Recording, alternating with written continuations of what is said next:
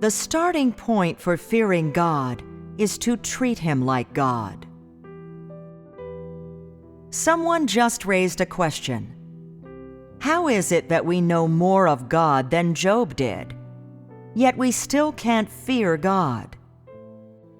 We touched on this matter a little bit previously, right? In fact, the essence of this question has also been discussed before, that though Job didn't know God back then, he treated Him like God and regarded Him as the master of all things in heaven and earth. Job did not consider God to be an enemy. Rather, he worshipped Him as the creator of all things. Why is it that people nowadays resist God so much? Why can't they fear God? One reason is that they have been deeply corrupted by Satan. With their satanic nature deeply ingrained, people become an enemy of God. Thus, even though they believe in God and acknowledge God, they can still resist God and place themselves in opposition to Him. This is determined by human nature. The other reason is that, although people believe in God, they simply don't treat Him as God. Instead, they consider God to be opposed to man, regarding Him as man's enemy, and they are irreconcilable with God. It's that simple. Wasn't this matter broached during the previous session? Think about it. Is that the reason? Though you have a bit of knowledge of God, just what is this knowledge? Is this not what everyone is talking about? Is it not what God told you? You only know the theoretical and doctrinal aspects. Have you ever experienced the real aspect of God? Do you have subjective knowledge? Do you have practical knowledge and experience? If God didn't tell you, could you know this? Your knowledge of theory doesn't represent real knowledge. In short, no matter how much you know and how you came to know it, prior to your attaining a real understanding of God, God is your enemy. And prior to your actually treating God as such, He is placed in opposition to you, for you are an embodiment of Satan. When you're together with Christ, perhaps you can serve Him 3 meals a day, perhaps serve Him tea, attend to His life's needs, seemingly treating Christ as God. Whenever something happens, people's viewpoints are always contrary to God's. They always fail to understand God's viewpoint, fail to accept it. Though people might get along with God on the surface, this doesn't mean that they are compatible with Him. As soon as something happens, the truth of man's disobedience emerges, confirming the hostility that exists between man and God. This hostility is not God opposing man. It's not God wanting to be hostile to man. And it's not God placing man in opposition and treating man as such. Rather, it's a case of this oppositional essence toward God lurking in man's subjective will and in man's subconscious mind. Since man regards all that which comes from God as the object of his research, his response toward that which comes from God and that which involves God is, above all, to guess and to doubt, and then to quickly adopt an attitude that conflicts with God and oppose God.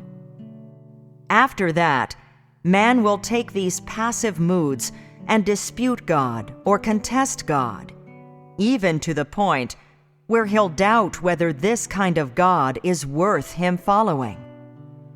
Despite the fact that man's rationality tells him he shouldn't proceed like this, he will still choose to do so in spite of himself, such that he will proceed without hesitation to the very end.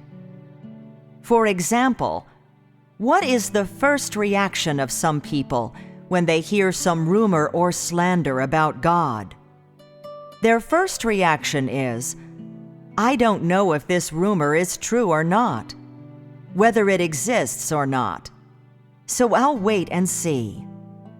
Then they start to ponder, "There's no way to verify this. Does it exist? Is this rumor true or not?" Though this person is not showing it on the surface, their heart has already started to doubt, already started to deny God.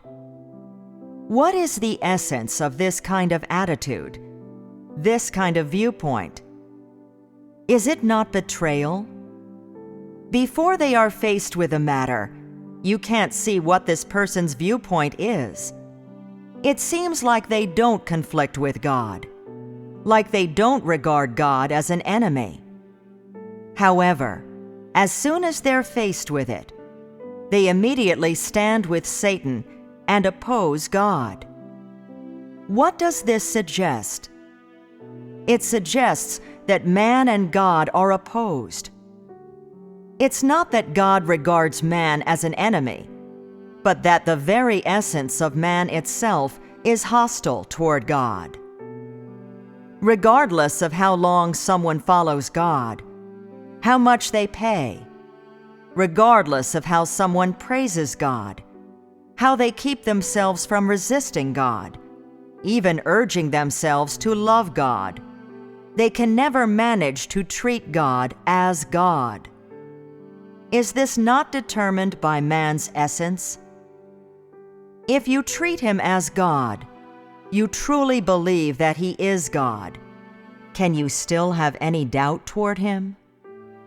Can there still be any question marks concerning him in your heart? There can't. The trends of this world are so evil. This human race is so evil. How is it that you don't have any conceptions about them? You yourself are so wicked. How is it that you don't have any conceptions about that? Yet just a few rumors, some slander, can produce such big conceptions about God, can produce so many ideas, which shows just how immature your stature is. Just the buzzing of a few mosquitoes, a few repulsive flies, that's all it takes to deceive you? What kind of person is this? Do you know what God thinks about this kind of person? God's attitude is actually very clear in how he treats these people.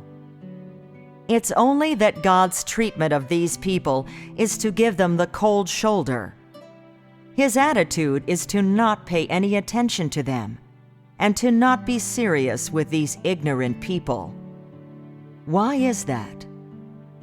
Because in his heart, he never planned on obtaining those people who have pledged to be hostile toward him to the very end, and who have never planned on seeking out the way of compatibility with him.